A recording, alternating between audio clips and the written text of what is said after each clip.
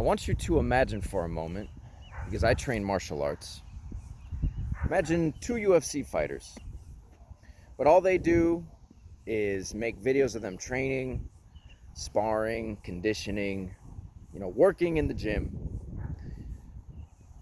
and talking about how much better they are than the next guy. But the two of them never actually get in the ring and fight. That'd be pretty fucking stupid, wouldn't it? It would, in a sense, be pointless. You wouldn't have a sport. How would you actually know you're better than the other guy unless you got in the ring and found out?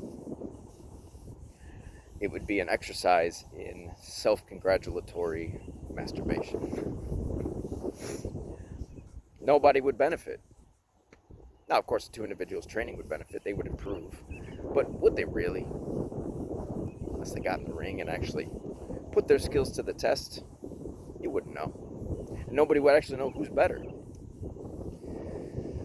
Well, the dog world to me, the dog training world to me is a lot like that, where a lot of people are happy to make videos criticizing everybody else. A lot of people are happy to talk shit about everybody else or say their ideas or way of doing things or approach, understanding is superior. But when it comes to actually debating, these people are nowhere to be found. They'll make excuses or try to explain it away, or maybe they just disappear for a little bit. And some of these people will actually ban or block the people they make videos on from rebutting to their videos in their comment section. How wild is that? It's so fucking weird. But you have this feud, right? The balance, the force free, these different groups. They love to talk about how wrong each other are, but you never see the two sides come together for a live discussion, a battle of the ideas, to find out whose ideas are in fact better. Now, I heard somebody in the dog world, the dog training community, recently talk about how they believe people are operating from a place of fear, or you're scared if you are quick to challenge somebody to a debate. I don't understand how you would arrive at that conclusion. To me, being able to engage in a debate, especially live for the public, for public consumption, is in fact, it takes some balls to do that. Because if in fact you show up and you act like a total asshole, or it's very clear that you really don't know what you're talking about, then people are going to see it. Now, that's not to say that everybody is good at debate, but you don't have to be good at debate to get your ideas across. If you are very confident in your understanding of things, a specific topic, or you believe that your way of doing things is in fact better, you should have no problem challenging yourself and challenging someone else in a debate and being able to express those ideas in a way that is not only coherent for the public to understand, but you can demonstrate that your ideas are in fact superior than the other person's. Now, the whole purpose of debate is to test your ideas, your philosophies, your approach, your understanding of things. Put it to the test. Your goal is not to change the mind of the other person, but to benefit the people watching. The idea is that the public gets to decide whose ideas were better, whose arguments were better, who is in fact closer to the truth. And that's the whole point. I got a lot of positive feedback from my debate with Mark Dubose.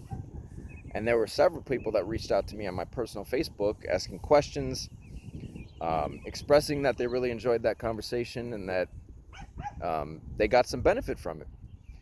And a few of those people, in fact, have gone on to do virtual coaching sessions with me, and I very much appreciate those individuals. So there is some benefit to this. People do get something out of this. It's not just some pointless endeavor to say, well, I'm better than you, I beat you. No, the whole point is to battle your ideas out in a public forum for the benefit of those watching.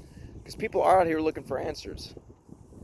It's very confusing to be a dog owner You go on YouTube and look up something, and you have one person saying one thing, and then somebody else saying the complete opposite, but both insist that their way is correct, and they are their understanding is superior.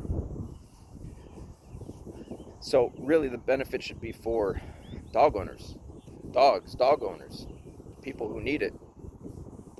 So I'm going to open that door, and anybody who wants to debate me, who thinks I've got it wrong, who thinks my ideas are wrong, that their ideas are superior than mine, you're welcome to come test them out. Anybody who wants to debate me, I'm opening that door for you.